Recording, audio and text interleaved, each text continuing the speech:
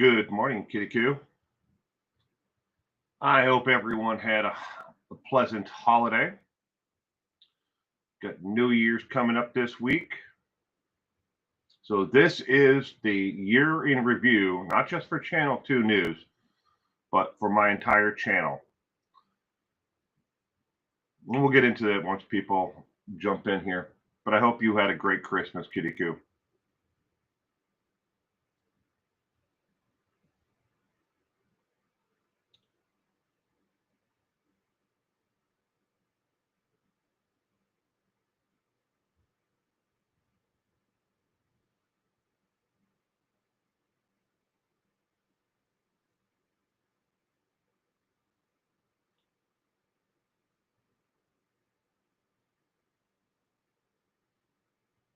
Good. Glad you did. I'd be interested in reading the trivia book. I don't know about the puzzle. Puzzle seems like it. I mean, I used to do puzzles all the time. My mother-in-law actually has I guess you could call it a living room table. It's kind of like a dining room table, but it's bigger than a coffee table.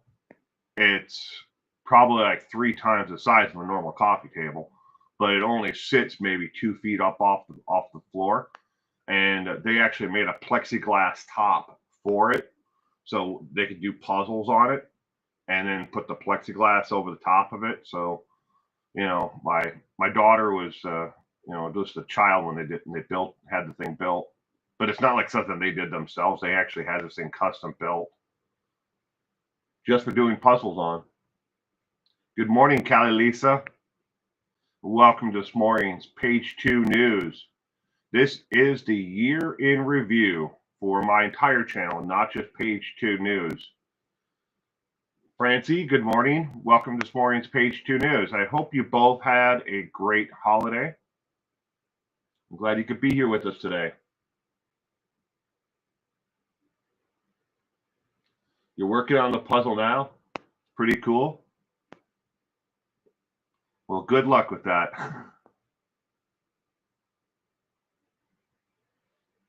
But like I was telling you in our message, I used to do puzzles all the time back then, but it's been quite a while. Kind of got away from it after my father-in-law had his first stroke. He just didn't have the hand-eye coordination anymore. Wish I could say he got better, but he hasn't over the years. He's had a series of other strokes since then. But he's still here, just as grumpy and as ornery as he's always been. I guess whichever you want to consider grumpy or ornery.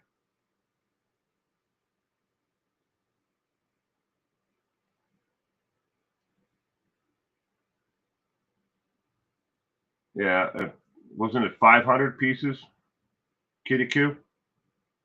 500 piece puzzle. Pretty cool.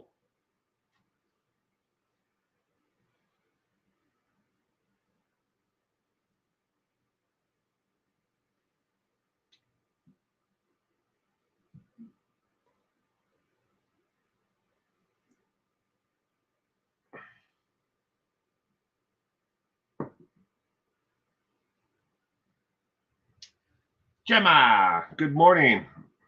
All the way from the UK. Good morning. I hope you had a great Christmas, Kitty Q. I mean, Kitty Gemma and Kitty Q. Everyone.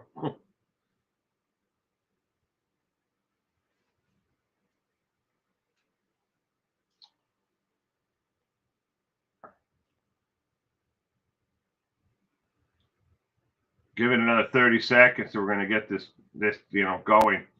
So this is how this is going to work today. Give you a little bit of basic outline. Over the last 11 months, I took 20 questions that have been asked about me, my channel, my content, the future of 411 Now, and I've just been saving them.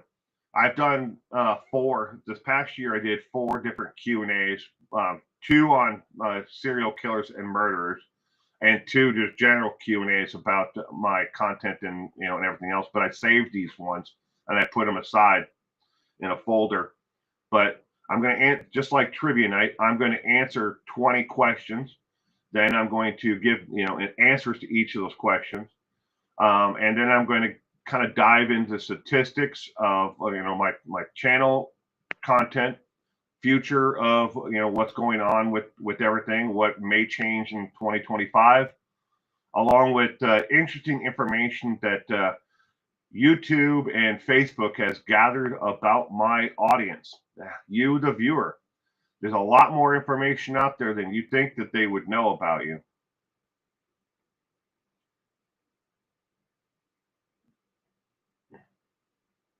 Sadly, you're still sick and got another stomach infection. Oh, I'm sorry, sweetheart. Well, I hope and pray for a speedy recovery for you. All right, we're going to get this started because it's going to be kind of long, going through 20 questions plus all the rest of everything else that I have. Again, this is page 2, news, year in review. Sprinkled Donut, good morning. Welcome this morning's page 2 news, episode number 236. This is the year in review. Not just for page 2 news, but for my entire channel. Since this is the last page 2 news of 2024, all of today's content are questions. So many of have asked in the past about me, my content, and the future here. Question number 1. What inspired you to start 411 Now? And what continues to inspire you? The answer is trying to stop the parole of a man who murdered my friend. I made a video about it and almost no one watched it. So I became motivated to do what everyone said I couldn't do. Today, I do the same. I go, people tell me all the time, go away, old man. This is a young man's game. And that motivates me today even more. On top of making sure that the factual information about a case or a situation is put to light. If the truth is out there, it will set you free. So many people just speculate or rehash what was on their evening news without ever checking the sources for that information. But that's what motivates me today, and that's what motivated me from the beginning. Question number 2. Do you have plans to expand your content beyond what you are offering now? Trivia, news show, and some shorts videos. The answer is I have kicked around the idea some. I have tried different things in the past with some success, and with others have been complete failures. Right now, it's a maybe besides doing full-length videos, shorts videos, trivia, news, and takes up most of the time that I have. Keep in mind, I'm not just making content for just 411 Now. I'm making content for 411 Now, the Taco Podcast, CDXI. I make content for 4 different channels and 4 different subject matters. And I'm doing all of this for 4 different channels at the same time. So that pretty much takes up all my time. But I have kicked it around, and I may do something in the future in 2025 that expands the content even more. Question number 3. I believe I've heard it before. How did you come up with the name 411 Now? The answer is, in college, I used to sell vinyl records. Those are those black things that your parents had that go around and around. By posting them to physical bulletin boards, making flyers and putting them to bulletin boards. I lived in a dorm at the time on the 4th floor in room 11.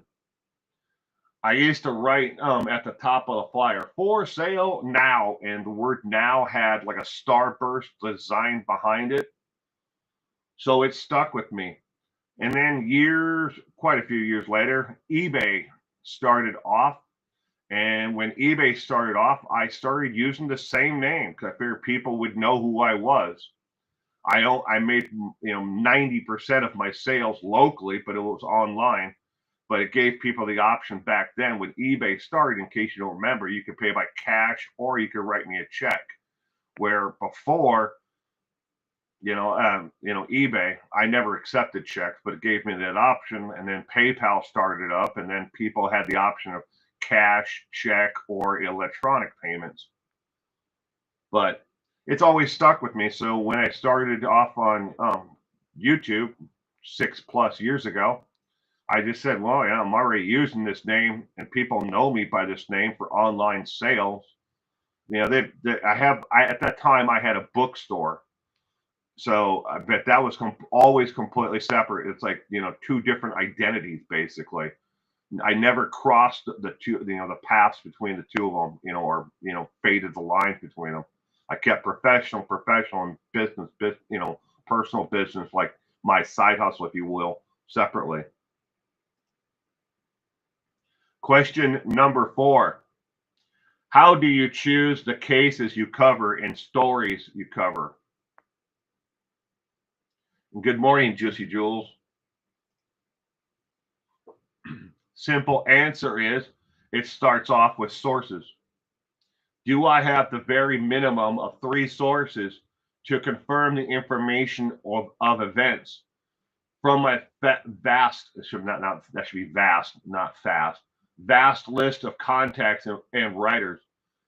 I'm suggested hundreds of cases every month, and that is not a joke. Last month, I probably got 225 suggestions of different cases that were either emailed to me, IM'd on Facebook, or put in the comment section here. At least 225. It may have been more, and I just didn't see them.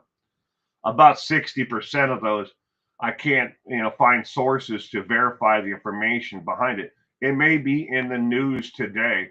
Your local news station may be talking about, motive, how it happened, and everything else. And how am I going to, document the source behind that?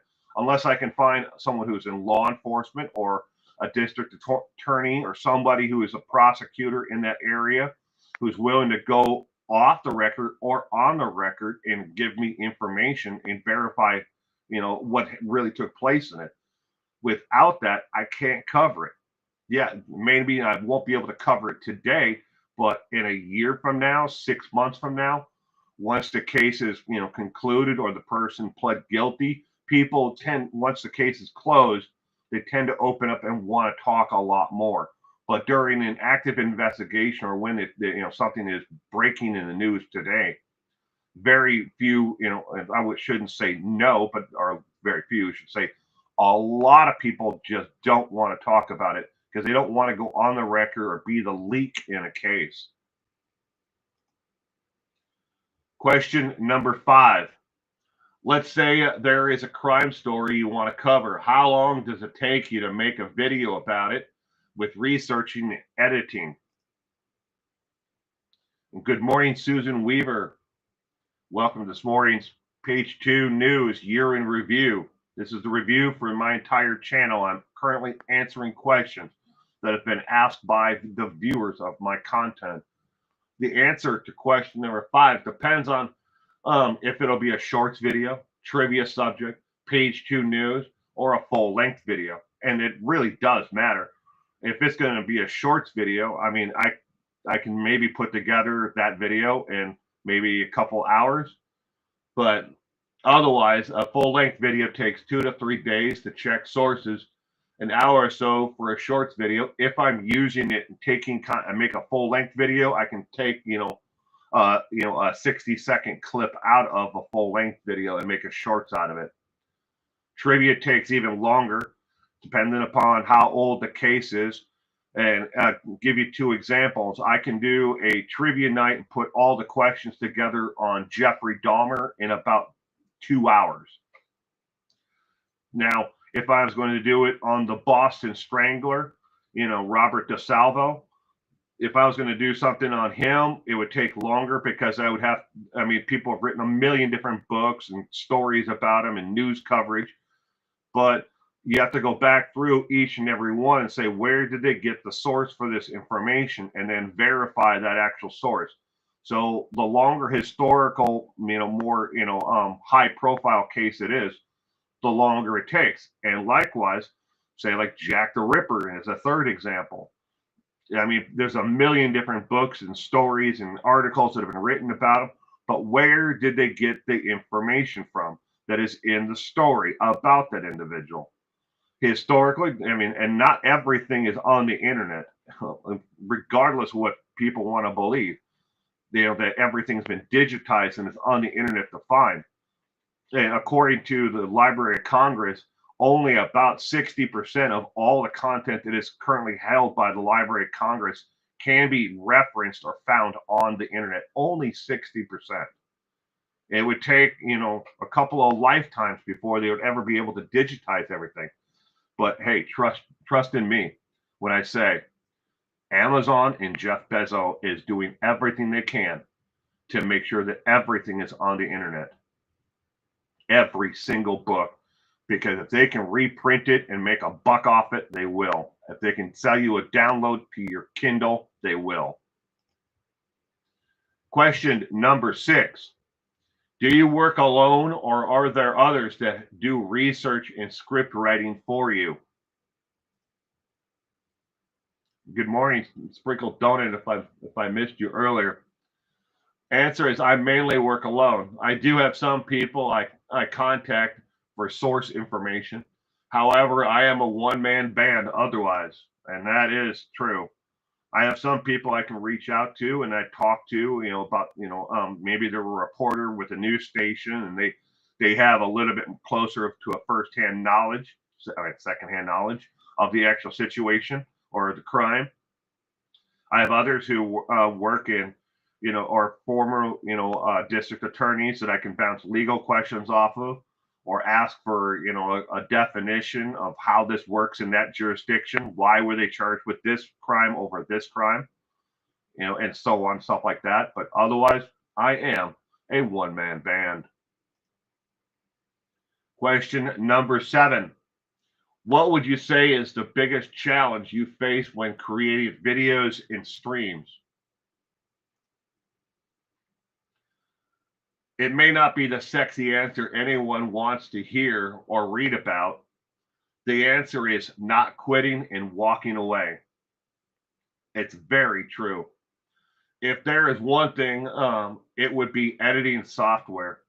I have yet, after all these years of doing this, I've gone through probably 12 or 13 different editing softwares, from the biggest companies to open source software. I have yet to find one that fits everything that I need. Either they have a basic, their basic plan gives you so many tools, and if I'm like, well, there's a couple of tools that are missing. Otherwise, you pay for the premier, the highest tier, and you are loaded down with bloatware and software and features you'll never use. Or if you go in the middle, they take some of those ones that were, from the lowest tier, and they're hidden behind the bigger tier. So editing software is my biggest issue, and it always has been. Next to not just quitting and walking the hell away from all this every single time that I sit down.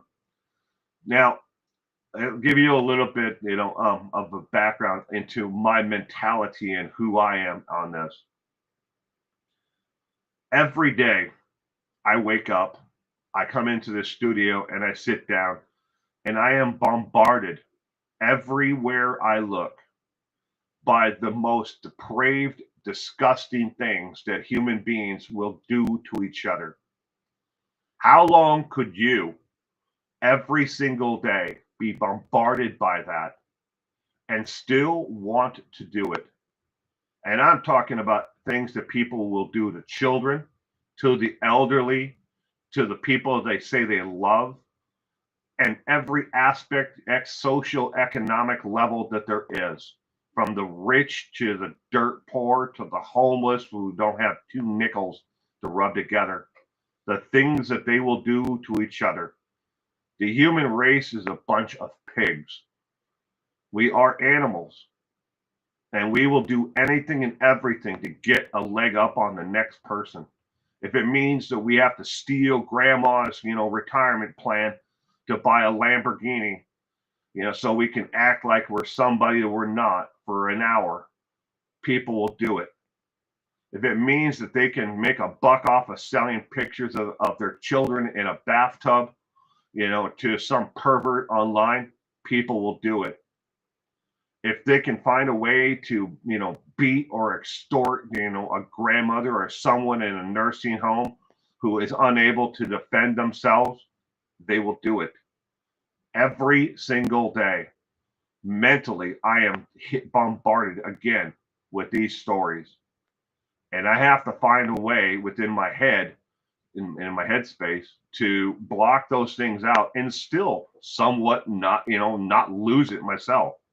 And there are a lot of days where I'm just like, no, screw this. I would much rather go, over to the local animal shelter and play with puppies for a couple of hours. That is a whole lot more enjoyable to me than reading, a story about, hey, look, there's another 6-year-old kid who was found in the landfill, and mom and dad are out, partying on the weekends and not caring about finding their kid. You asked the question, I'm just answering it. Question number 8. According to socialblade.com, you make next to no money, which is truly sad. How do you pay for all this? The simple answer is, I've always had a side hustle, be it a full-time job, day trading, paid consultant work, or something else. Additionally, please do not ever put any trust in Social Blade or other alike sites. They are guessing based on public information. If you listen to Social Blade, my content has never been rated higher than a B. And that there are channels that have been dead where they haven't uploaded anything in over 7 years, and they are an A-rated content for new content.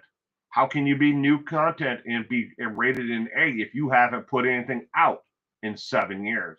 But yet I've never made it past a B. They're guessing on interactions and publicly known and findable information on Google Trends and other sites like that. And when it comes to what I make, for doing this, they have no idea what I make in donations, nor do they have any idea about what I make, in channel membership or anything else. It's only what Google is telling, these other external sites that someone is making per impression rate. True, and absolutely true. I make 0.8 of a cent for every person who watches a video. 0.8 of a cent. Not much. You can't survive on that. You can't pay anything on that. But I've always had a side hustle. Currently, my side hustle is I'm a day trader, and I do pretty good at it, and that pays the bills. And that's the truth. All the channel memberships, and I appreciate every single person who is a channel member, anybody and everybody who gives me donations, super chats and super thanks and stuff like that, along with PayPal donations. I appreciate all of those because it helps keep the coffers going to have to replace light bulbs and cameras or whatever the hell the expendables for doing all this. But I pay my mortgage and everything else by doing side hustles. I always have, and I always will, because I stand on my own 2 feet. Find a video or a live stream anywhere in the past where I've ever asked anyone for a dime, and I never will. And it's just who I am. I was raised to stand on my own 2 feet and make deal with what I have. Don't spend more than you have, and live within your means. So. Next question, question number 9. Do you see yourself and your channel ever getting to 100,000 or a million subscribers? Answer is the number of subscribers is not, and I cannot stress that enough, not something I have ever put value in. I know creators with 2.8 million subscribers who can't pull a couple hundred, views per video.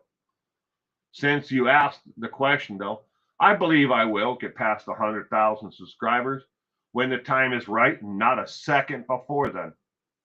But there are so many people, and it's pushed down your throat by YouTube, Instagram, TikTok, all these different places, especially, to the younger generation, those that are in their 20s and younger. It's pushed down them so much and crammed down their throat that you are nothing unless you have, a nice shiny, silver or gold plaque, behind you. You're not loved or trusted or even, important in this world unless you have a subscriber number or a view count that is over a certain number. And that is absolutely destroying the next generation because they believe, they're really passionate about what they're talking about and it's really important to them. And then nobody watches it, nobody's viewing it. So it destroys them mentally, and they feel like they are nothing in this world because they don't have that number. I don't care if I have 50,000 subscribers or 5.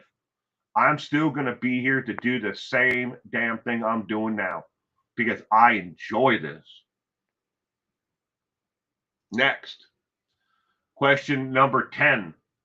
What is your favorite series or set of episodes you've ever done in the past at any time? The answer is, the question, it kind of feels like asking, which one is your favorite child? Because everything I do, I enjoy, doing and putting together. But I really do enjoy putting together trivia nights. I really enjoy the group of people who turn out for it. I wish there was a lot more. We'll get there though. But if there are 2 individual series that I've done that I really enjoy is Unknown Serial Killers and Little Known Facts About Killers. If they're 2 absolute series that answer your question. Question number 11. Have you ever covered a case that had a significant impact on you personally? The answer is, I would have to say the very first video and very first series about my friend's murder. I was so raw and unprepared for the lack of response. It blew me away and drove me to do what I do now every day. Likewise, it makes me seek out smaller and startup channels to support. I've talked about this in the past. Every single month, no month goes by, and never has since the day I started, and I got my first, 10 subscribers.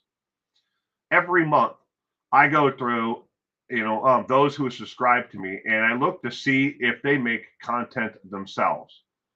And sometimes if they have 1 subscriber and they put out a video about talking about, how they are now spinning yarn.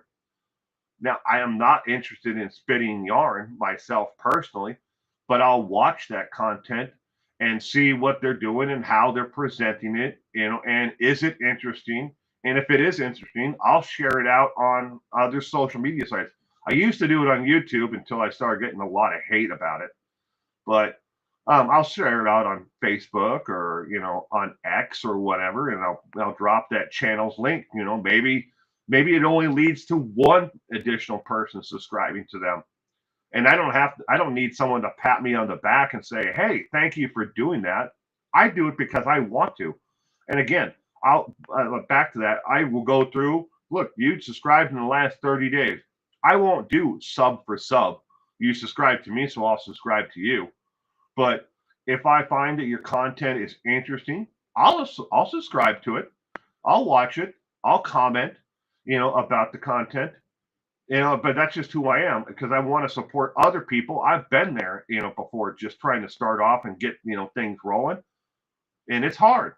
It's probably one of the hardest things I've ever done that I can think of, in my lifetime where I didn't know anything about this at all, and how to shoot a video, how to put together a script, how to, do lighting, anything. I didn't know any of that stuff.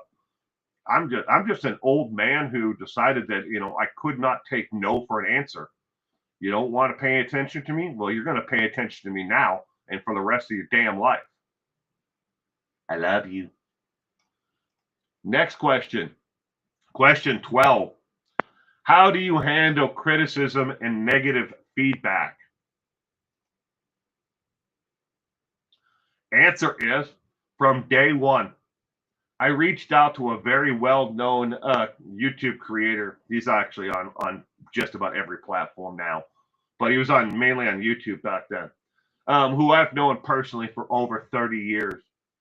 He gave me advice on how to handle it all. After I put up the first video, and then I said, you know what, I'm going to start a YouTube channel. And this is what he told me, almost word for word. You most likely will never hear from those that love your opinion or your work. You will always hear from those who don't care or hate you. Just because you're not another creator, take the negative and the attacks with a grain of sand. Just remember, at the end of the day, you covered your ass with the truth and you did your best. That is almost an exact quote of the phone call I had with him over 6+ years ago. And it rings true to this day. I mean, at 35,000 subscribers, I might hear from 1,000 of them, but and then I'll see comments and under a video, I'm unsubscribing, and then immediately I copy that name and I look on my printed out list of subscribers' names. Yeah, once a month I print out a list of every single subscriber name, and then I'm like, look, they were never a subscriber. I mean, if you don't like my content, you don't like me. I never asked you, or told you that you had to subscribe. I mean, I asked people to subscribe, but I never told people they had to stay here. Leave. You don't have to tell me on the way out the door that you're leaving. You don't have to tell me you hate me.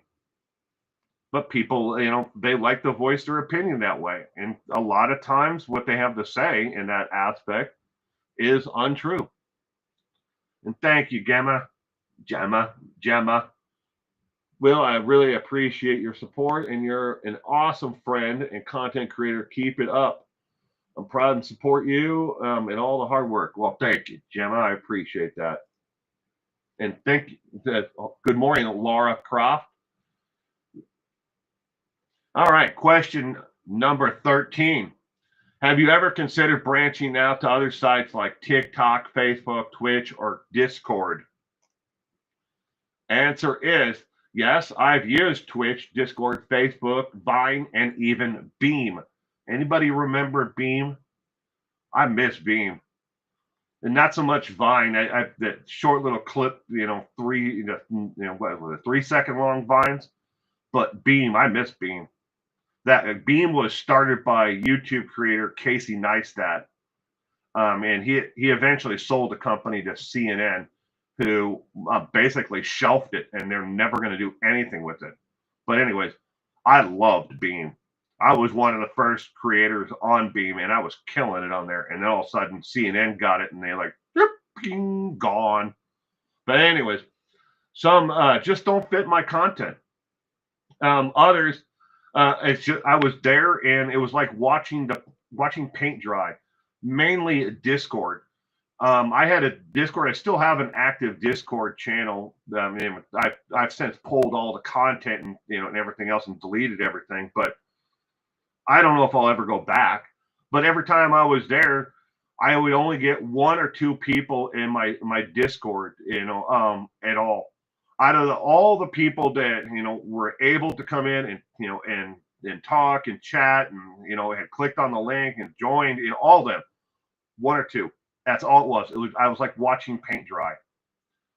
And when it comes to TikTok, I do not, and I can't stress this enough, like their terms of agreement of service, their towels. I do not like it.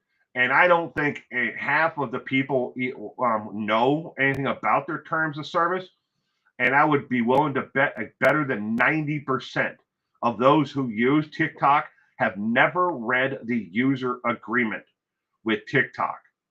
One part in particular with TikTok, since I'm on this little rant here, is TikTok, as part of the terms of agreement, you are giving them access to your device and anything you may have stored in it, music, videos, pictures.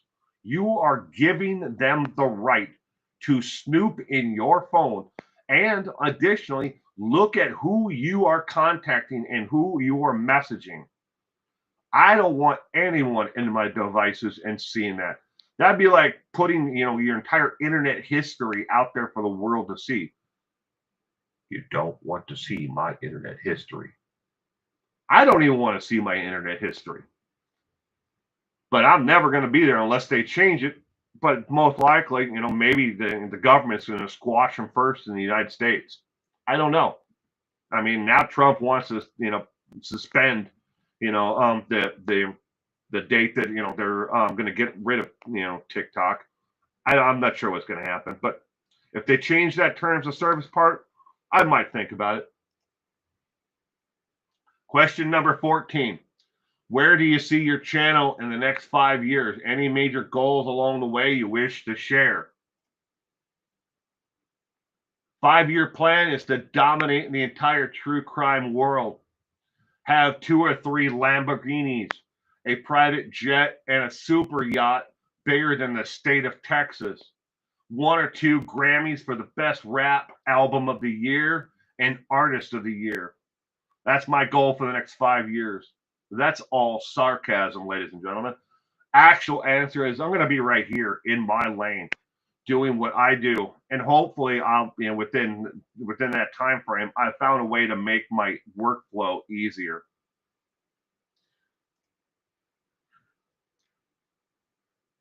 Broken Justice. Good morning, Cheryl. I have a question for you. I was in your, I didn't comment in your stream the other night, well, a couple nights ago, but I was there with you and Ginger. Now, the first part is, I don't know who Ginger is. All right, Cheryl. So I don't want you to take this the wrong way. But when I saw you came on and you were live, I just sat there and I was listening to Ginger talk. And I'm not going to lie, ladies and gentlemen, when I say a tear came to my eye listening to Ginger's voice, her inflection, and the way she spoke, that made me remember, it reminded me of Linda Kay. A dearly departed friend, Linda Kay, from Linda Kay Listening, was her YouTube channel. I mean, it's not exactly the same, but I just sat there in shock for about, I don't know, 40, 45 minutes, somewhere in there before the stream ended. And just listening to her voice, and and then the memories just came flooding back to me, about Linda. But I don't know who Ginger is, but it reminded me of Linda. I miss her so much. She was such a great friend and a great individual, and I really do hope that that people carry on the fight that she had, and what was really important to her. I wish I could get into the Brenda and Lassie case and help, but I'm not in the position to. But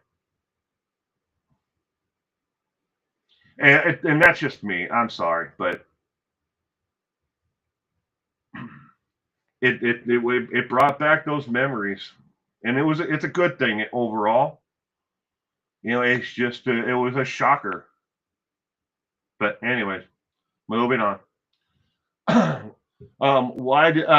Why have you decided against doing collaborations with others in the same area of content? Question number 15. Excuse me. The answer is I have not decided against it. It's just I don't do them much.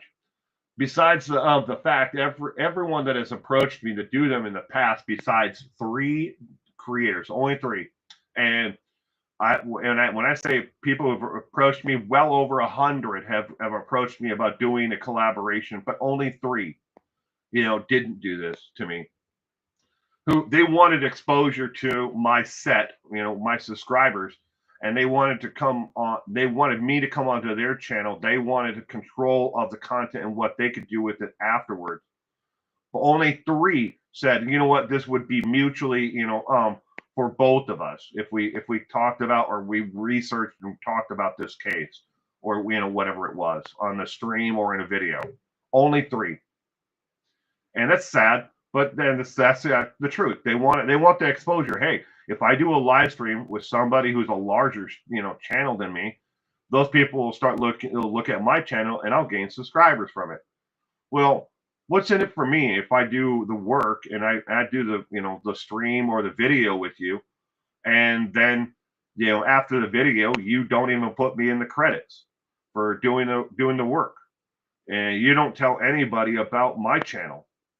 I mean, true. Maybe you have more than me, subscriber wise. I'm not trying to be petty. It's just why would I want to do it? But I'm not against it in the future down the road. Even if there's a smaller YouTube channel and I trust them, and I say, look, this would be beneficial to both of us, to do it, I would do it. I haven't decided against it. It's just, only 3 times out of more than 100. Yeah, that's not good odds. Question number 16. Is there a case you have covered in the past you wish you could go back and do over with fresh eyes? The answer is Michael Vaughn, aka Monkey. Hands down, I wish I knew then what I know now.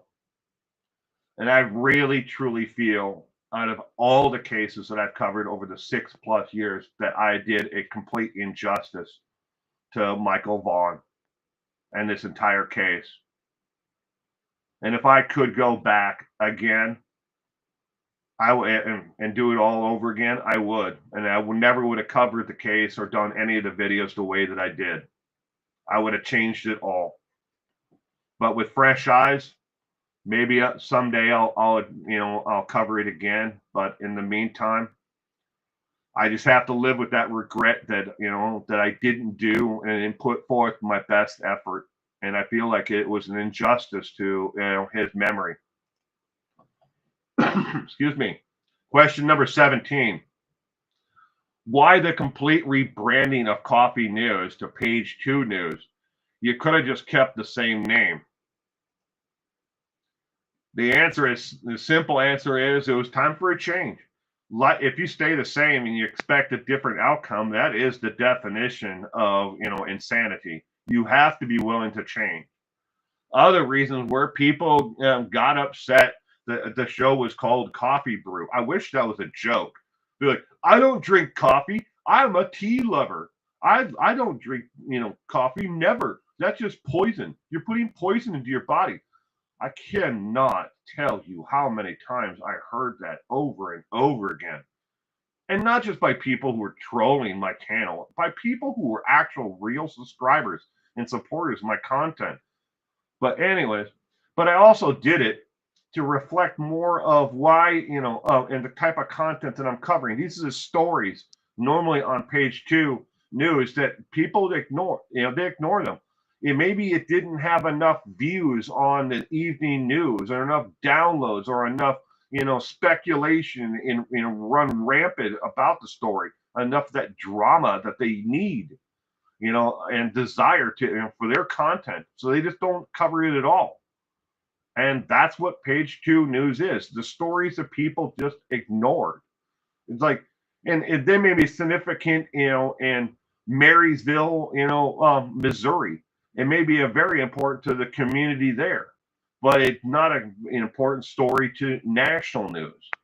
But that's what I'm looking for, is those stories that happen, in maybe a smaller areas. Maybe it happened in Los Angeles, but with all the other, negative stories out there, that story didn't make the headline news. It didn't make, the front page of the paper. Those are the stories, again, that I've always wanted to focus on.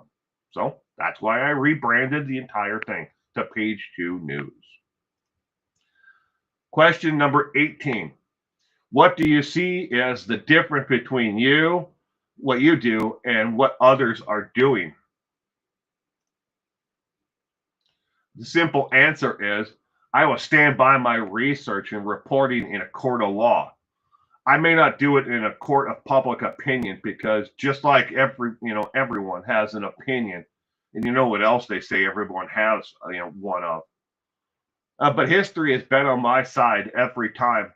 Every time I've been called a liar, there's no way I got that information, or you see all the negative things in the comment section that prove it, and you don't give me your sources. You can't, say that's true. History has been on my side, every time. And every time someone's attacked me and told me that there's no way you knew this information. Where did you get it from?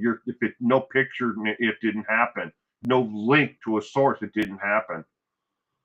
Yeah, well, and then later on, those people never come back and go, hey, you know what? You were right. That did happen. Huh.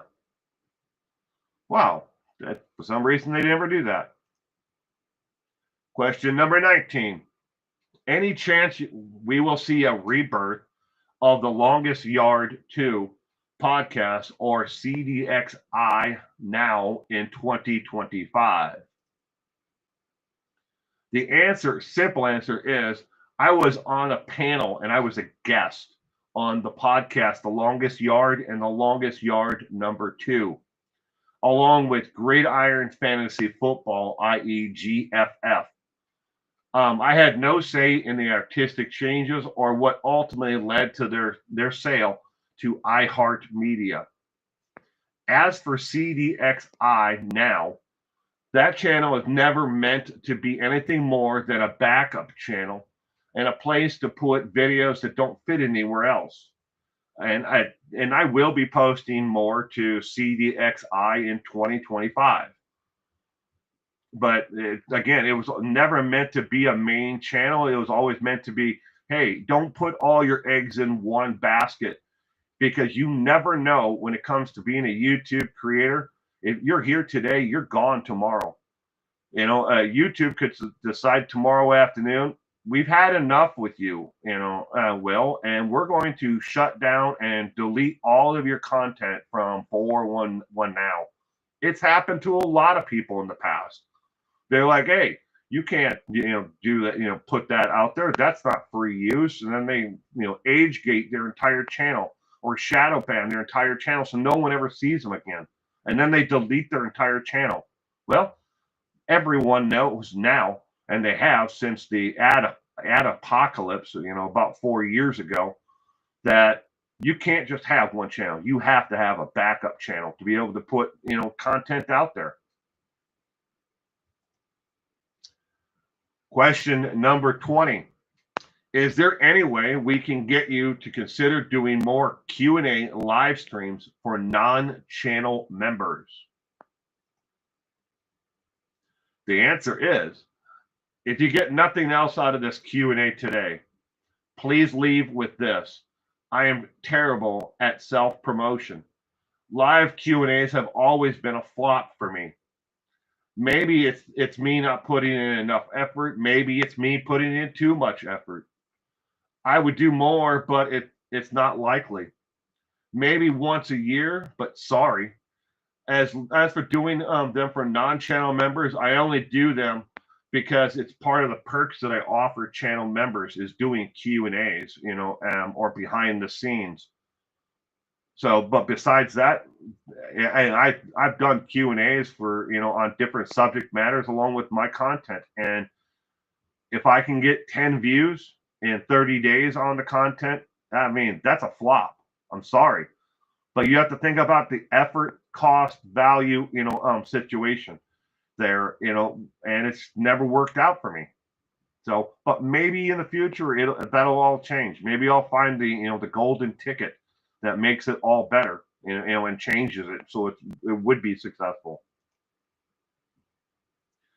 All right, the following part is metrics and data from 2024 in business on YouTube and Facebook. Again, these numbers are not just from YouTube, but these numbers are from YouTube and Facebook for watching my streams and content videos. In 2024, this is the good. 100,512 unique views on my YouTube and on Facebook. That's pretty good. 1,500,000 hours of watch time on YouTube and on Facebook combined. 212,022 comments were left on videos. When I say I don't have a chance to answer all the comments, I mean I don't. 212,000 comments were left on YouTube and on Facebook in 2024. I had a 92.5% thumbs up or likes on videos and shorts.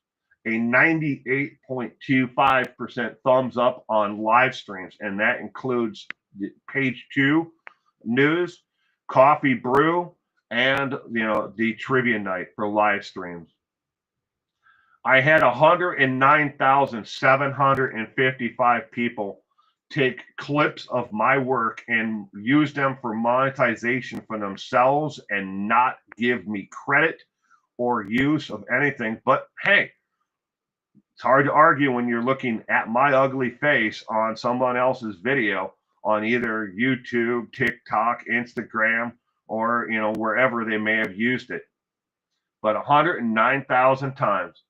In the entire year of 2024, I received 8 super chats, 2 super thanks, 5 PayPal donations, and 1 person bought me a cup of coffee. 1. Now for the bad. In 2024, I had 111,091 comments that were held for review because people posted either a link, they made threats against others, or they used inappropriate potty mouth language in the comment section. That is just for YouTube, not Facebook. I had 81 videos that were age gated or restricted or with no monetization on YouTube and alone, just YouTube. You may not have ever seen them, and they're right there. If I give you the link right now, you would see a black screen with white lettering in the middle of it that says, please verify that you are over the age of 18. And they never get pushed out when it comes to discovery or notification of members or anyone. 81 videos. 6 of those 81 are trivia nights. Of those trivia nights, those 6, 3 of them are on the following. John Wayne Gacy trivia night, the last one. They age gated it, and then I disputed it, and it took about a month before they took down the age gating of that. In the meantime, I earned absolutely nothing in monetization from that live stream, that trivia night on John Wayne Gacy. Additionally, the next one was Ted Bundy, and then Jeffrey Dahmer. Again, they age gated them, so nobody knew that after I did them that I actually did those live streams.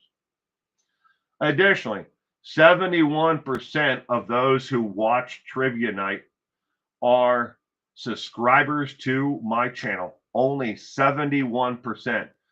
29.7% of all viewers, videos, shorts, everything, are subscribers to my content. That's less than 30% are subscribers. And not everyone who's even in the trivia night that you may recognize by name are subscribers.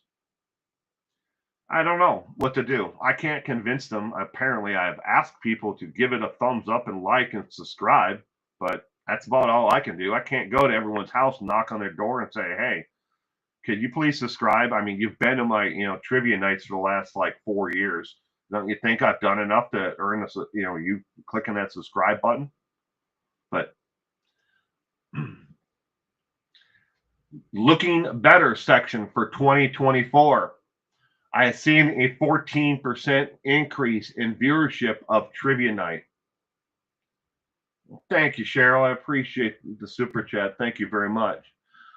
I saw a 38% increase in little known serial killers, a 41.5% growth in page 2. Now there's an asterisk next to that, and you see at the bottom there. Oddly though, that 41.5% is only for the first episode of every month. So the first Saturday of every month, I've seen a 41.5% increase. The rest of the month, stagnation. No one is, well, I shouldn't say no one, but I got the irregular group of people who are watching it the second and the third week of, the page 2 news, but as opposed to the first one of every month, and that is during the live and after views, in rewind after the stream has happened. I've seen a 41.5% increase only for the first episode of every month. Okay. I need to read this to you, and you need to please understand the following. Before I start this next section, please understand that I have never collected data on any of my subscribers or viewers. All of the information you're about to see in this next section has been collected by your viewership on YouTube and Facebook, your cellular company, your internet provider, your device manufacturer. Your data is being sold each and every day, and it doesn't matter who you are or where you are. Even if you're using a VPN, which is a virtual private network, your information is being collected by that network of being on it. And they are collecting data on what kind of device are you on, where are you at, and where are you deciding to hide your, where you're at in the world. They're collecting data on you. Every one of them are. You are the product, as am I. I am the product as well. I am the hamster who can't get off the damn hamster wheel to get the seed or the nut. And it doesn't matter. The hamster wheel just keeps on going for me, and I just keep on chasing that nut and those seeds. But I can't get off. Can't get off the hamster wheel because I see the seeds and the nuts in front of me. Data that YouTube and Facebook tells me about who is watching and what they are interested from 2024. This is not an all-conclusive list. These are just a snapshot at it. 39.5% of all my viewers are female between the ages of 54 and 65. 18.25% of my viewers are female between the ages of 24 and 34. 37.5% of my viewers are male. And oddly, it does not break down man. Those who self-identify as male, do not roast me in the comments over, I am, a non-binary, what I don't give a rat's ass, okay? You be you and you do you. If you self-identify as, as Ziggity Boo, you are Ziggity Boo. I don't care. I'm just giving you the data and how YouTube and Facebook present it to me. It doesn't give me a category for Ziggity Boos. All right? Men and female only is how they actually list it. 4% of those who watch my content are unknown as a gender. They don't. YouTube and Facebook do not know if you are male, female, or a Ziggity Boo. I believe they're probably Romulans myself. I mean, that's my guess. But I'd have to only assume that they're Romulans too, because it doesn't give me a category for Romulans or Ziggity Boos. Looking again now at just the subscribers' interest, 70% watched videos by other creators about missing people or cold cases. Those who are actually subscribers, though, 52% watched mainstream media, news and weather on YouTube. Maybe they their local newscast pops up and it had the weather report, so they clicked on it and watched it. But 52% watched either a news story from a local affiliate or the weather from a local affiliate. 41% watched gossip or content where it is a large part of the content. It doesn't tell me if it is true crime or if it is gossip and and hair and makeup. It doesn't tell me what it is. Or lifestyle living bloggers.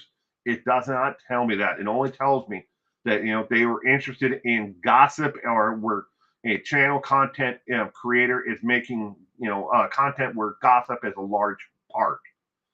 30% watched videos about automotive repair. 23% watched videos on bargain hunting, either extreme coupon shopping, and it actually breaks this one down into shopping, bargains. There's a couple of channels out there that, hey, these are the great deals at Costco this month. There are channels that put out nothing but content like that.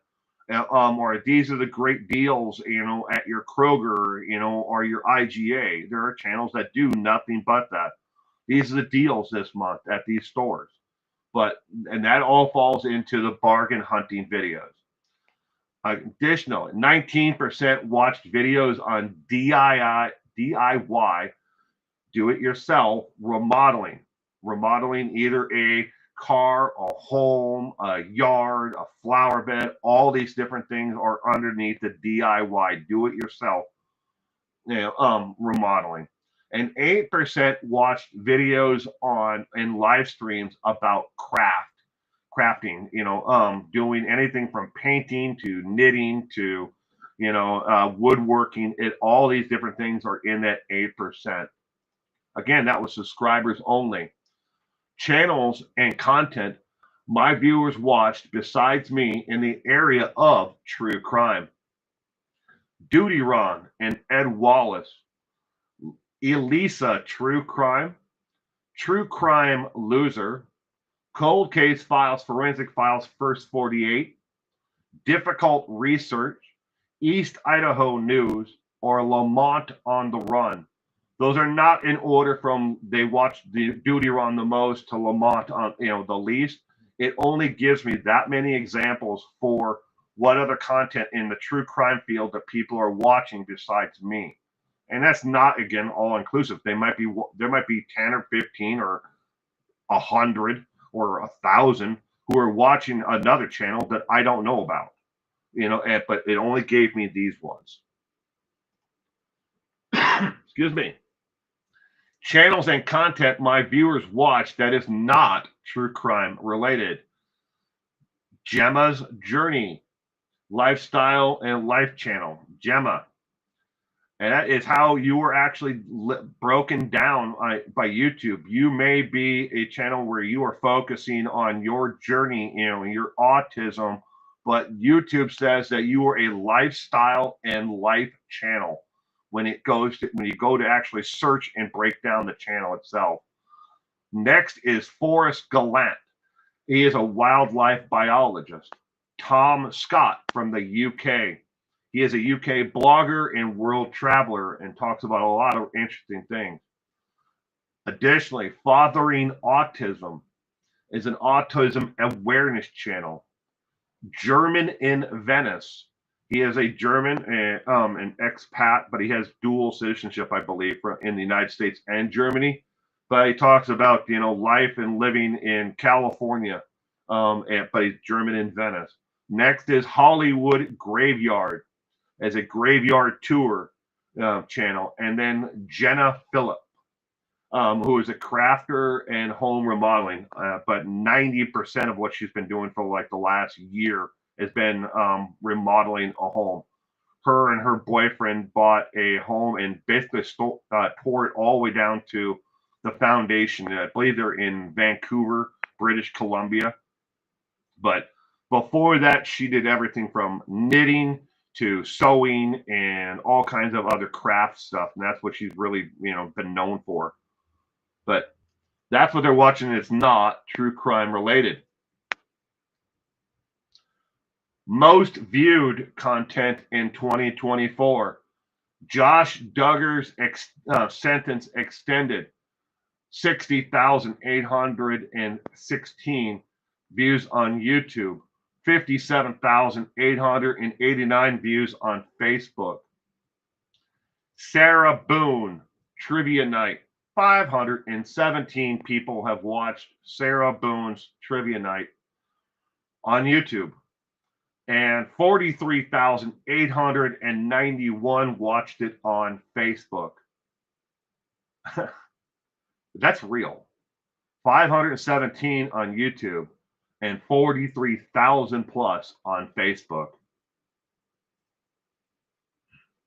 Biggest losses of 2024. Delphi, Richard Allen, Part 3.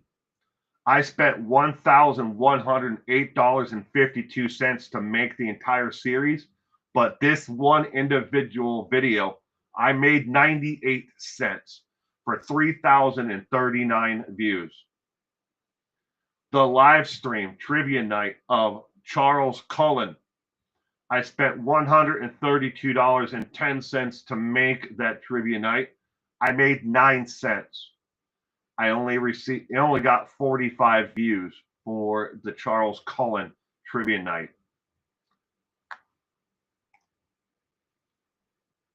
Now it is time for fake or real. Can you uncover the real story? I will present you with 3 stories next. All the stories today are about me personally. Can you find the real story? Again, this is not 3 stories from the internet. These are 3 stories about me. Can you pick out the real story? Sorry, I got to drink some coffee. My throat's getting dry. All right. First story. In 1988, I went to a small concert venue with friends at a dive bar in Minneapolis, Minnesota. After the show, we all had way too much to drink.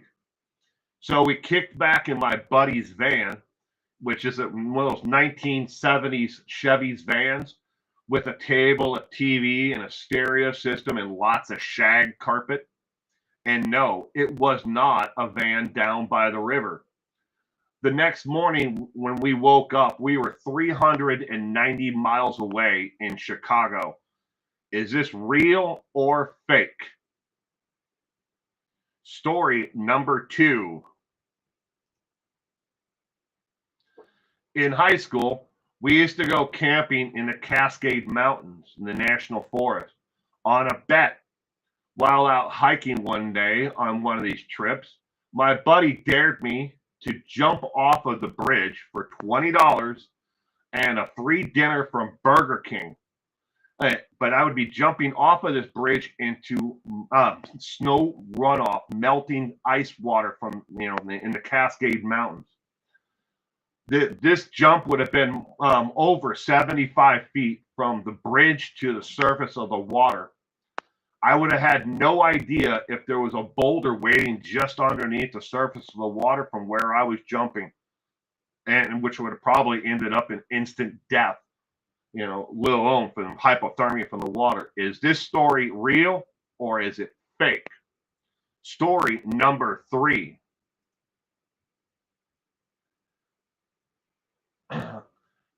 I attended my very first musical concert at the age of 2 months and 11 days. By the time I was 18 years old, I had seen over 200 major musical concerts, meaning by that major musical concerts, meaning well-established bands, not unheard of bands.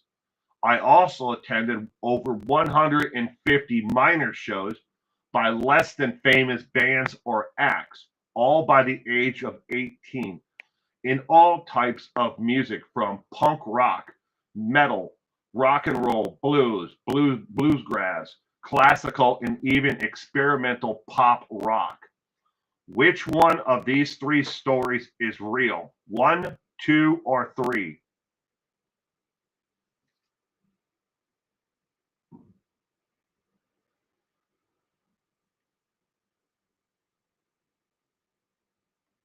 Put your guess in the comment section now. 1, 2, or 3. Which one is real?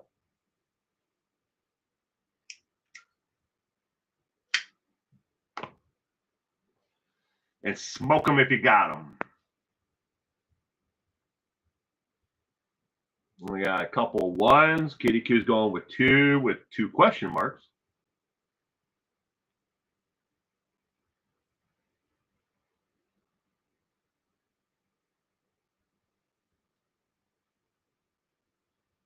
Francie's sticking with number 1. She's leaning towards 1, and now she's going straight 1.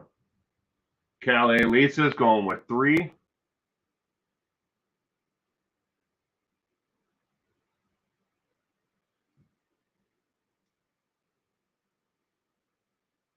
One, 2, or 3.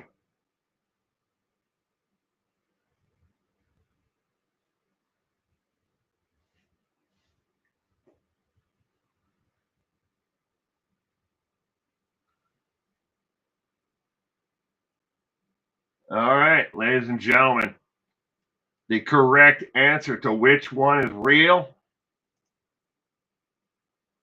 they're all real. I did all 3 of them. All 3 of them. All right, so let's go over story number 1. Story number 1 is the one where I ended up waking up the next morning 390 miles away in Chicago, Illinois, after a night of drinking at a dive bar. And yes, in case you're trying to figure out the age, I was under the age of 18. But we had gone to a place in downtown Minneapolis that is famous for punk music and heavy metal. It's at it used to be at the corner, it still is, of 1st and 7th Street in downtown Minneapolis. If you ever find yourself in the area, it's directly across the street from the Greyhound bus depot now. But on that intersection, on one side, they had a small dive bar that would have, punk music, all the time. And the other side, they would have pop music, rock, on the 7th Street side. But in the First Avenue side is where I saw Prince in Apollonia. Yeah, in that punk bar. And you could have heard a freaking pin drop when he came in dressed in all purple. And Apollonia in purple with teased out hair back in the 80s. Well, after we went to the show that night, my friend lived in downtown Minneapolis, actually closer to the art gallery, if you know downtown Minneapolis at all. But we went to his house and we continued to drink, and we all passed out, 6 of us in the back of a van. What my friend forgot to tell us was he was due to play a gig the next day in Chicago. So while we were all passed out in the van, his uncle climbed into the driver's seat and didn't know which one, or all of us, are we all in that van, or are we all going to Chicago? So he got in and started the van up and drove it to Chicago. And then we woke up in downtown Chicago in the back of a 1970s, love shack or whatever you want to call it, hippie van. And that's where we were for all of Friday night. Well, we were there Saturday and Sunday, and we came back Sunday night. We didn't have any other way to get back home. We're all just a bunch of dumb, kids. But that really happened. Story number 2 was the jumping off of the bridge into mountain runoff glacier water. This happened outside of Salmon-Lesac, Washington. Every year they have an annual kayak whitewater races there in Salmon-Lesac, where there is a tributary that feeds into it. Is a bridge that goes over the tributary that feeds into the Salmon-Lesac River. And my buddy dared me, to jump off of the bridge. And I said, nah, I'm not going to do it. He goes, how about for $20 and a free dinner at Burger King? I said, hell yeah. So I stood up on the damn railing and I jumped off of the bridge into water, the coldest damn water you would ever feel in your life. I never thought about if there was a boulder, a log, or anything under the surface of the water where this water was all gathering. I just did it. Didn't think about it. You know, you're young and dumb and you can fill in the rest of that, but I did it anyways. The concerts. I have been to well over now 400 concerts in my lifetime. Major concerts, minor concerts. I have truly lost track. I just know it's over 400.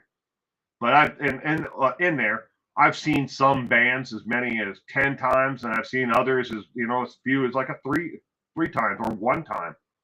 But over 400 concerts, major concerts and smaller concerts in my lifetime.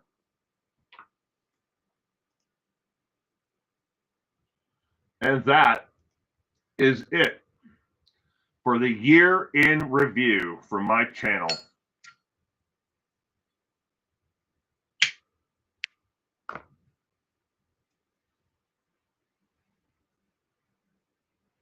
My friends always said, you've lived a life of 10 men, always willing to take the next step, and always, go, both feet forward into a new adventure. Just like YouTube or anything else. Yes, I did. I got a Whopper and fries, and I believe a Coke. Because after we were there, in Salmon Lasac, it was the last day of our camping, and we'd already packed up, and we went on this hike, and we found this bridge. But I believe we went to Snoqualmie next. We'd all gather, and then we would pick up people, and then we'd all go to this campground outside of town. Did you not realize my channel came up as a lifestyle channel? When I registered my channel, I put it under education, autism, and people. You did not realize it? That's how YouTube classifies it. It doesn't mean that's not how you're uploading your channel, your content. On your actual channel, when you upload, you might be put in underneath people, and or education, but when the algorithm looks at it, they look at it as a lifestyle and education channel. So it has nothing to do with how you're uploading. It's what the algorithm considers your content. I upload underneath people and blog, which is the drop down menu that's closest to what I do, and but a lot of my content ends up in fan experience. A lot of it ends up also underneath news, but it has nothing to do with how I'm uploading. It's how the algorithm sees it.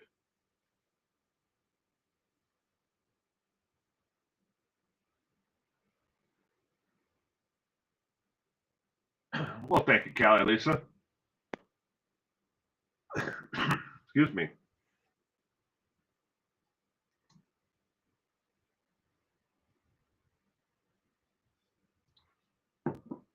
The algorithm is its own monster.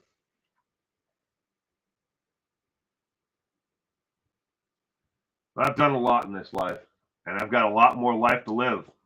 I'm not over with yet. I'll be doing this forever.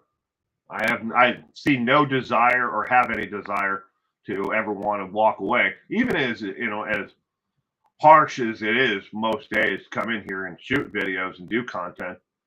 I don't see it, myself ever, really walking away. It's just one of the hardest things that I ever have to deal with, because it sticks in here. I mean, there's all kinds of fun and games, hey, do you know some interesting facts about Jeffrey Dahmer? Did you know that I once lived, not even a block away from Jeffrey Dahmer in Milwaukee, Wisconsin? I lived right down the street from Jeffrey Dahmer. He wasn't killing then, but at least we know. But I lived just down. I was on the corner here, and he lived down that street on second house to the end of like the block. Came that close to Jeffrey Dahmer. But I was just a kid. I was probably 11, right in there, 10 or 11. But you never know. You've probably seen or met a serial killer or seen one at the grocery store or walking down the street. You never know.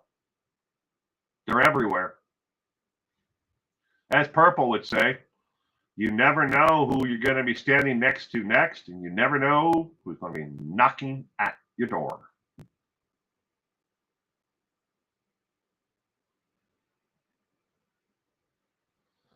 Yeah, doing content is hard. A lot of people do not realize it. I've had people tell me, oh, all you do is sit on your bum and record on a laptop. I'm like, no, absolutely true. If being a YouTube creator was so easy, and I always tell them, Gemma, when people say things like that to me, then do it yourself. If you can do it better, do it. If you think it's so easy, do it.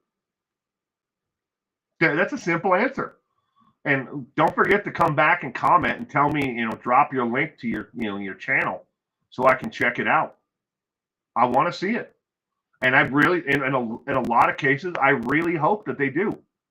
You think you got a better way to, in your situation, express, who you are, and your journey and your struggles with life and your ups and downs and everything else that you have to deal with. If they have a better way of expressing it and telling it from your perspective, then do it. I want to see it. I really hope they become a billion subscriber channel. If they can find some way of crawling into your head and telling your life story from your perspective, they can't do it. And half of them, even if you're talking about something else that has nothing to do with your content, they say, hey, I can tell this story better, than you. You made no sense, in this. Where's your sources? Do it. If you can do it better, do it. I really hope you can find a way to make it better. They never do. Well, I shouldn't say never. There are probably one or two out there that I've challenged to do it who have tried. But it's not as easy as just sitting down and turning the camera on. That is absolutely true.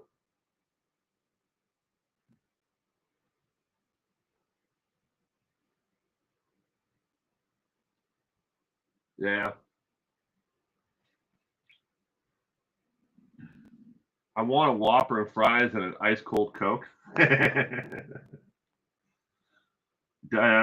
long as you don't have to jump off a bridge for it.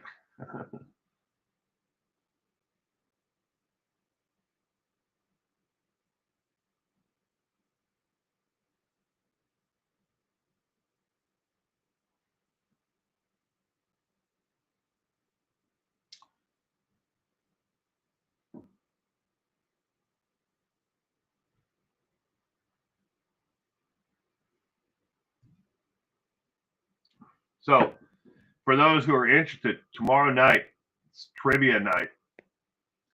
We are covering Ken McElroy, the bully of Skidmore, Missouri.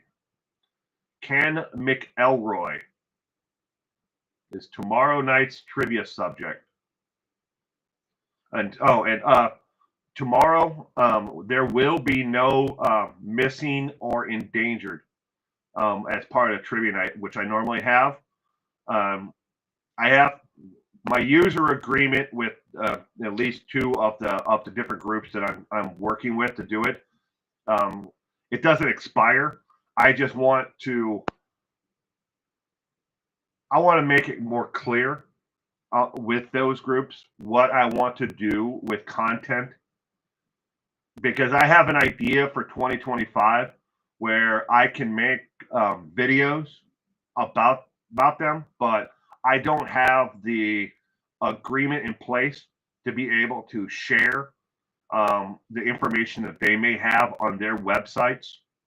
So again, it's come down to the end of the year, and I don't have that part of the agreement in place with two of these groups, so there will be no missing and endangered tomorrow night. Now it'll probably be back the week after that, even if I don't get the agreement in place. I just didn't bother to put it together since I was waiting on the actual answers back from these people, these groups. So, Will, you gonna have a New Year's party? No. Nope. New Year's for me and my family. We try to stay as far away from the road system as possible. Me and my wife have talked about going out to dinner, and then coming home. But that's about the extent of New Year's that what we'll do for New Year's. I don't trust people on the road, especially at New Year's and Christmas, because I mean people are already stressed the hell out. You add alcohol to the people out there on the roadway again, uh, and likewise, I don't want people having to come to my house, and then having that on my conscience that they drove home, afterwards, even if they're sober. I don't want them out on the road, and being fodder for some other idiot who decided that they could drink, 117 beers and still drive home. I don't want that on my conscience. So we kind of lay low and just kind of if we go to dinner, we'll probably do it around 5, somewhere in there, and get done and back home well before the rowdy ness parties start. And it's also New Year's is on a Wednesday, so that's not exactly a day that that we're like, hey, let's go out and have fun. We're old. Oh, and for I want to give a shout out to in case anybody ever followed my wife in her live streams. My wife will be restarting her live streams this coming Friday. Will be the relaunch of her doing live streams on Fridays, and it'll be most likely it'll be Fridays in the morning, between 8 and 10 a.m. Pacific Standard Time. But she's going to be doing live streams again on her channel. I'll put the name in the comment here so you can find her channel on YouTube.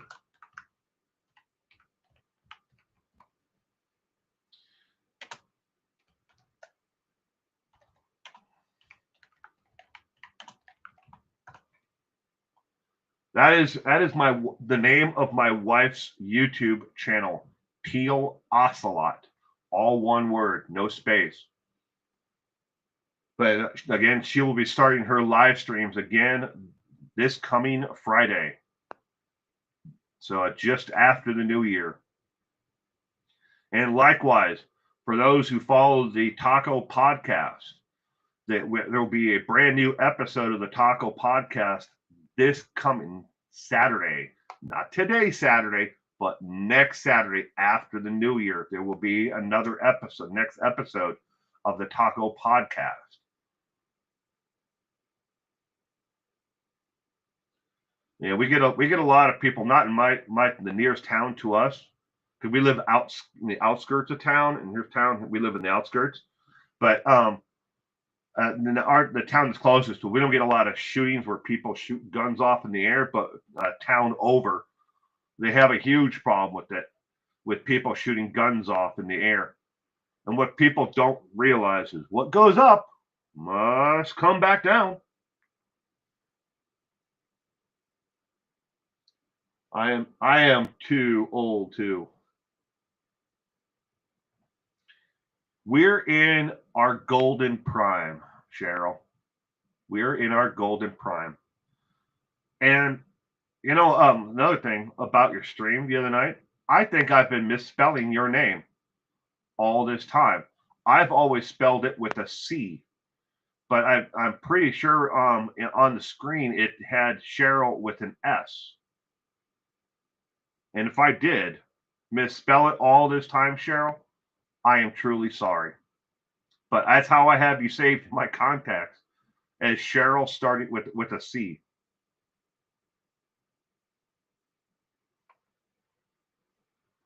When I type that in, it only takes me to the Taco Podcast. Teal Ocelot. Go to YouTube in the main search box at the top in the middle. Put Teal Ocelot in there. But all the way over to the right, you will see a filter. Click on filter, and then you scroll, move over back over to the middle, and down you'll see channel, and then click channel. And her avatar icon is purple in the background, with a lady with green hair and two pigtails, and pink, wearing pink, I believe. But Teal Ocelot. But again, she's going to start back up after the new year on Fridays.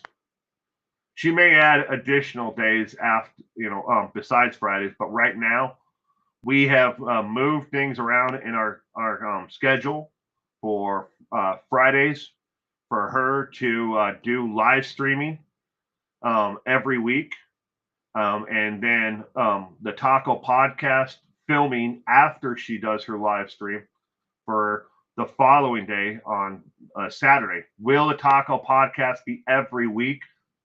No, it will not be. It will be probably once every other week. Right now, that is what we have cleared the schedule for. Now, you have to understand, once school gets back in session for my son, that changes the entire thing. Once summer and fall kind of comes around, the weather warms up, and he gets more active. If he decides he wants to play, t-ball again this year, or he wants to do something else, maybe then. But what I really want to do is I really want to take a video of him playing the drums, but I have to find a way to blur him from the actual video. Yeah, and I don't know how to do that. But I'm not going to put him on the video, but he would be playing the drums. Because he's picking up the drums so quick.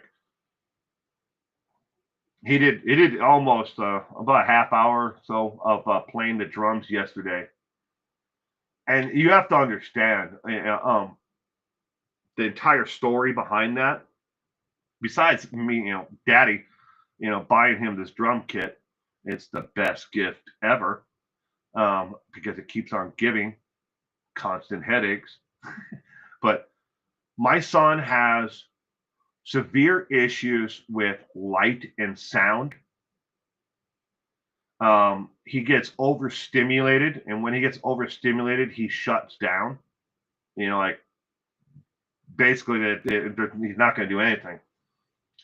But with drums, playing drums, either just a bongo drum or a snare drum, or something along that lines, he's always, since he was a toddler, has always had an interest in it, and a desire to want to play the drums.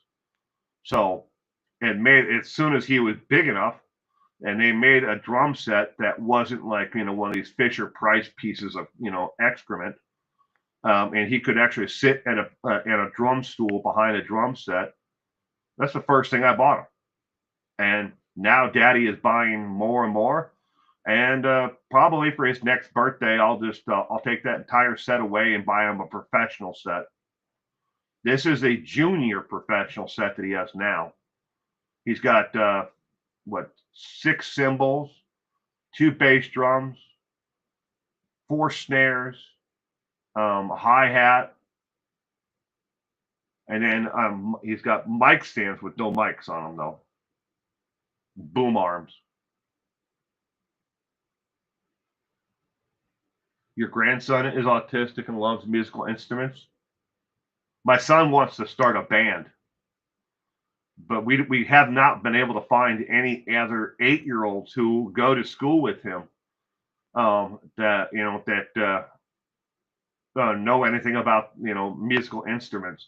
Now we did find one kid who played the flute, or and it was some other wind instrument. I don't want to say saxophone, but it was something close to that.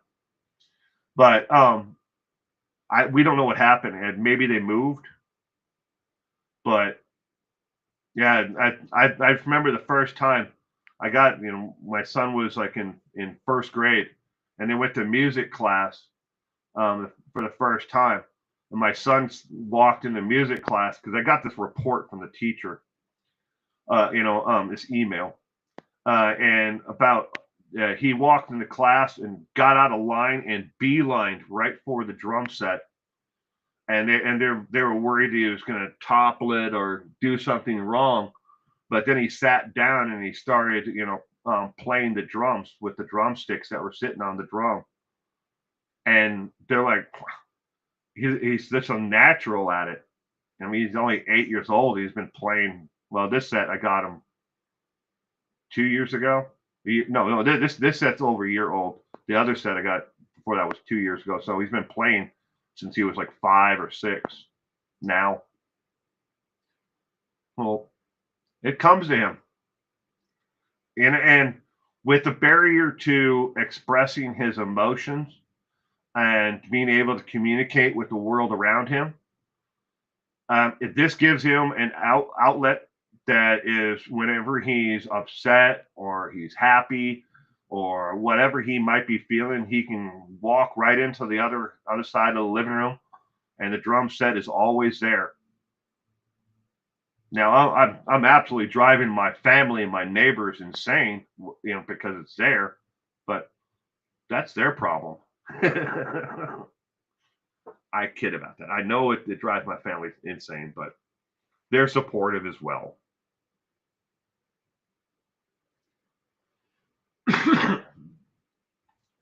I'm truly sorry. I'm going to change it in my contacts, Cheryl. For some reason, I always had it with a C. I just realized that when I was watching that live stream. I was like, I think I've been spelling her name wrong all these years. My bad.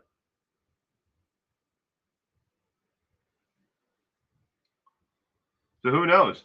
Maybe someday my son will be the next Dave Grohl, or the next I don't know. I'm trying to think of a drummer that went on to do something else. I mean, there's a lot of famous drummers out there, but right now he really enjoys the drums, and I'm going to keep on supporting that. I mean, there's worse things that I could be doing, right? I could be buying him video games and making him a couch potato where he just stares at the computer all day. I mean, he does that enough, making videos. I actually sit behind him to watch him to figure out because he now has the same editing software as me, and I watch him edit videos. So it's kind of like watching a live tutorial. If I could get him to express himself, we never would have had the technical issues with my live streams. He would have figured it out in no order at all.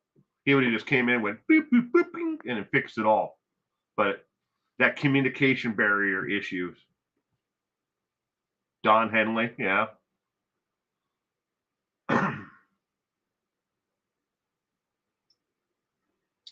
he right now, my son is musically.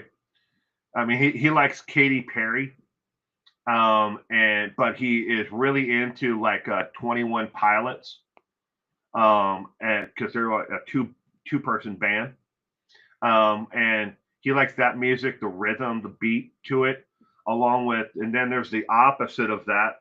It's like, so you have your Katy Perry, you have music by the group Fun, and that's the name of the band, Fun. And then on the opposite, extreme is Rammstein. He absolutely loves Rammstein, but will not listen to it in English. It's got to be in German, or he will not listen to it. And the same thing for Linder, the lead singer of Rammstein, his own, solo work. He loves that music, but he will not listen to it unless it's in German.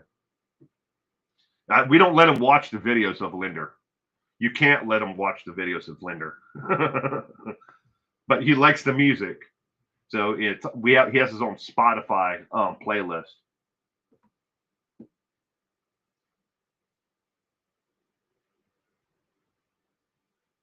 Yes, I have that down, Cheryl. But all right, ladies and gentlemen, I'm going to wrap up this morning's Page 2 news. If you like this on the way out, before I end this, if you could click that thumbs up, I would appreciate it. It every little interaction like that just helps the algorithm spread this content out to somebody else who might find it interesting and may want to join in. And it really helps the channel grow. A thumbs up, a comment in the comment section when it's live, and a comment afterwards. All of it is an interaction. Even thumbs down is an interaction. They don't count that against channels. I know the trolls out there would love to think it does. But like I said, if you don't like it, give it a thumbs down and leave a comment down below and tell me why, you didn't like the content. Yeah, I know this was different from my normal content. It's a year-end review. And I don't have another venue to do a year in review. I can't do it Sunday night. I mean, that's already a 2-hour program. I can't add an extra 2 hours on top of that to do a review. So anyways, ladies and gentlemen, I really hope you have a safe and happy new year. If you don't go out and celebrate, do something for yourself at home. Sit down, make yourself a cup of tea, read a good book, do something, while you're at home and enjoy the day. Okay. But I will see you tomorrow night, and that is at 4 p.m. Pacific Standard Time for Trivia Night. Again, all of the content for Trivia Night tomorrow night is on Ken McElroy, the bully of Skidmore, Missouri. If you're not familiar with that case, look it up. There is a lot of videos on YouTube about Ken McElroy, the bully of Skidmore, Missouri. But you have a great day today, and thank you again for being here. Bye.